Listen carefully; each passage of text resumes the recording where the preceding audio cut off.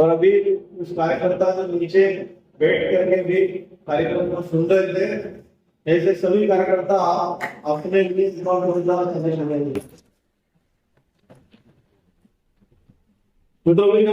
माता का जयकार दीदी ने आप सभी से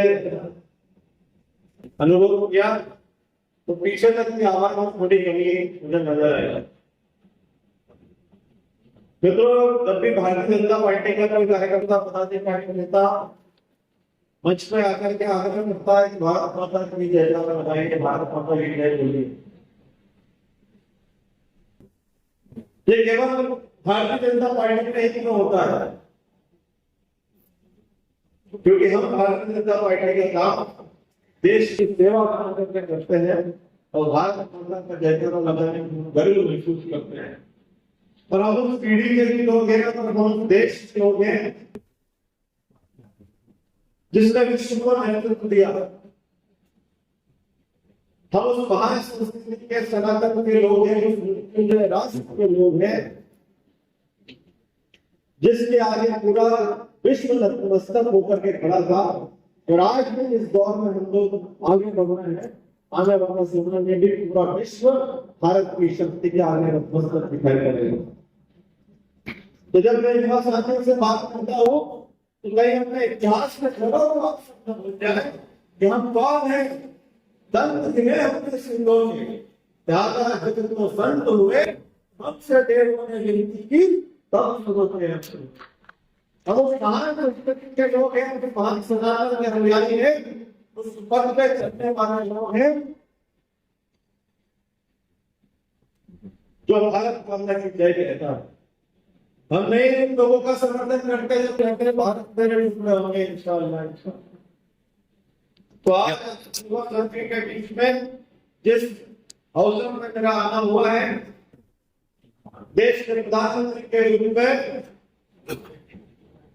आदरणीय नरेंद्र मोदी जी के जो 12 वर्ष पूर्ण हुए हैं, ये 12 वर्षों की उपलब्धियों का एक कार्यकाल है जिसने इस देश की दशा को परिवर्तित करने का काम किया। भारतीय जनता पार्टी के अधिपति का वो विचार जिसके साथ पार्टी की स्थापना हुई थी, उसके प्रत्येक वर्ग तक पहुंचने के लिए, अंतिम पंक्ति में बैठे हुए व्यक्ति तक लाभ पहुंचाने के लिए, अंतिम पंक्ति तक बैठे हुए व्यक्ति तक काम पहुंचाने के लिए, अंतिम पंक्ति में बैठे हुए व्यक्ति तक विकास पहुंचाने के लिए इस भारतीय जनता पार्टी की सरकार ने 12 वर्षों में एक काम किया। ये 12 वर्षों का जो कार्यकाल देश के प्रधानमंत्री का रहा है, तो इस उपलब्धियों को जड़ जन तक ले जाने की जिम्मेदारी हम सब युवाओं की भी है। क्योंकि 2015 के पहले ही इस देश में सरकारें हुआ करती थी। आजादी के बाद से बहुत कम समय ऐसा आया था कि कांग्रेस की सरकार है देश के अंदर बनी। लगातार कांग्रेस का दमनकारी नेतृत्व और कांग्रेस की निरंकुश सत्ता को हम सब लोगों ने उसकी घटनाओं में सुना होगा। जो संविधान की दुआएं देते हैं, बाबा साहब के जो जन्मस्थल है, बाबा साहब के नाम पर जो दुआएं देने वाले कांग्रेस के लोग हैं, जो आने वाले संविधान ये वही लोग हैं जिन्होंने इंदौर की नगर निगम में कांग्रेस की महिला पार्षद ने वंदे मातरम का आह्वान किया। और ये इनकी कांग्रेस की संस्कृति है, ये कांग्रेस के चरित्र में शामिल है।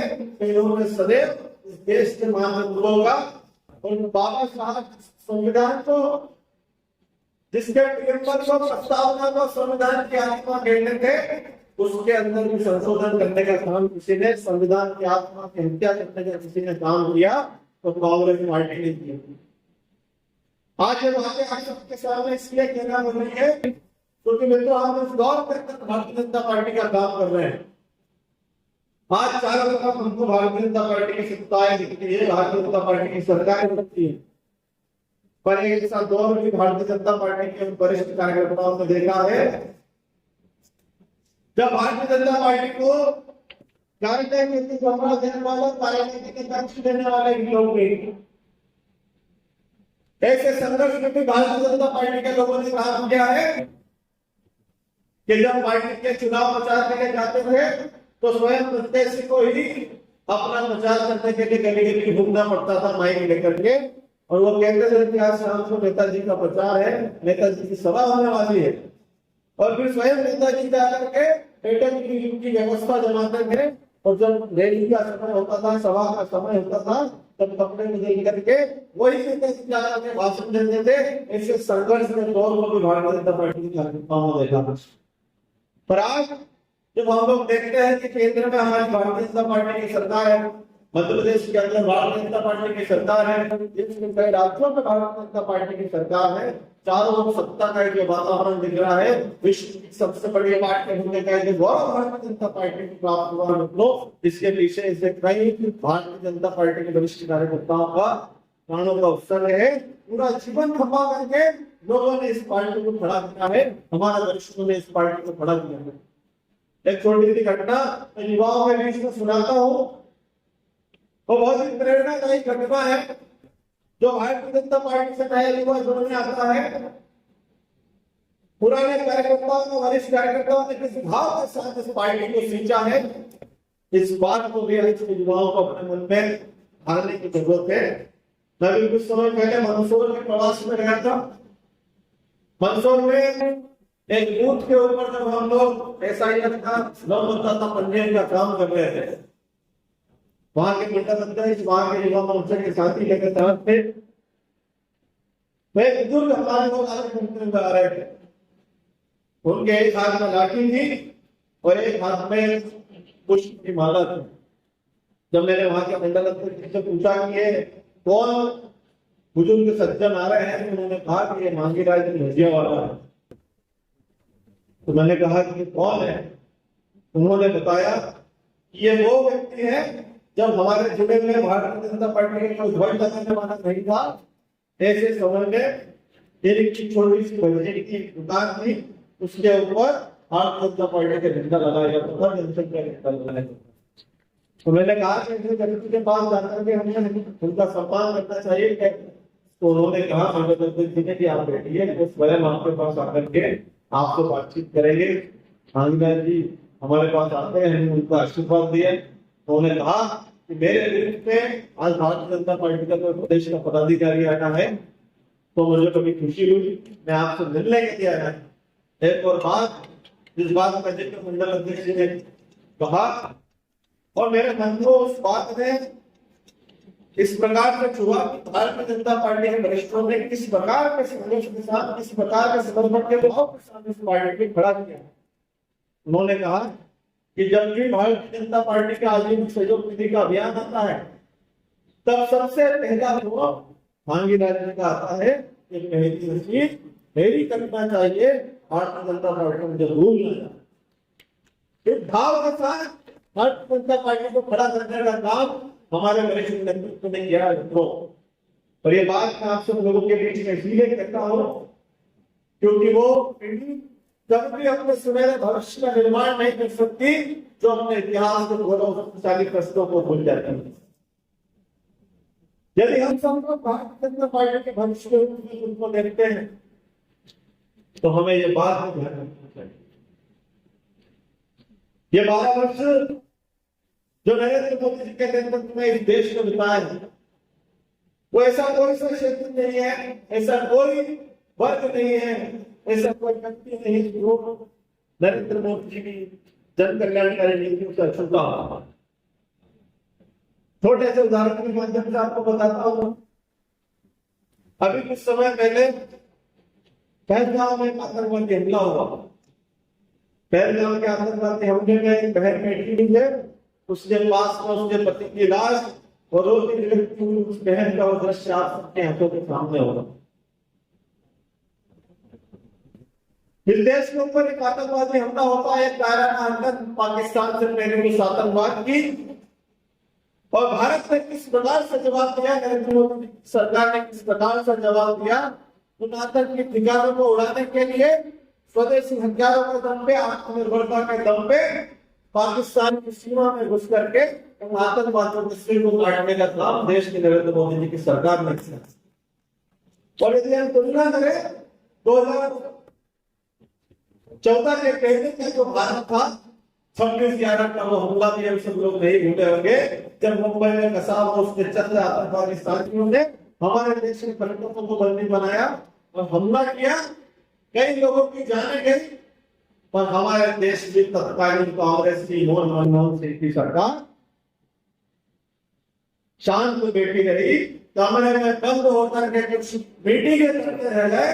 वो देश की सेना खून खोल रहा था पाकिस्तान को जवाब देने के लिए, तो देश की सेना के हाथों को बांधने का काम भी तत्कालीन कांग्रेस की सरकार ने किया। पर आज जब इस देश के ऊपर हमला हुआ तो एक ऐसा सीने वाला नेतृत्व देश के पास था। आप सबके दम पे, आप सब भारतीय युवा मोर्चा के कार्यकर्ताओं के दम पे जब आप दूध बजा करके भारतीय जनता पार्टी के कमर के वोट के बटन को दबाने के लिए आग्रह करते हैं और नरेंद्र मोदी जी के को मजबूत करते हैं, तब जाकर के भारत में स्वीकार निकलो। और आज तक नरेंद्र मोदी जी के नेतृत्व में हमने पाकिस्तान में घुस करके जवाब दिया है, तो भारत के प्रत्येक युवा का सीना भी गर्व से फूल गया। ये परिवर्तन इस देश के अंदर आया है तो भारतीय जनता पार्टी की सरकार के कारण से है।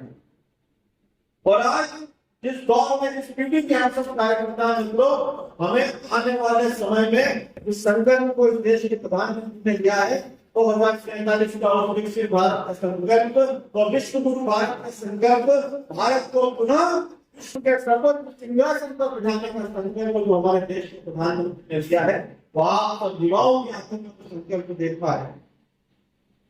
क्योंकि 2047 में इस देश का कोई नेतृत्व करने वाला है तो यहाँ पर से युवा निकल करके आएगा और इस देश का नेतृत्व करेगा, प्रदेश का नेतृत्व करेगा, इंदौर का करेगा।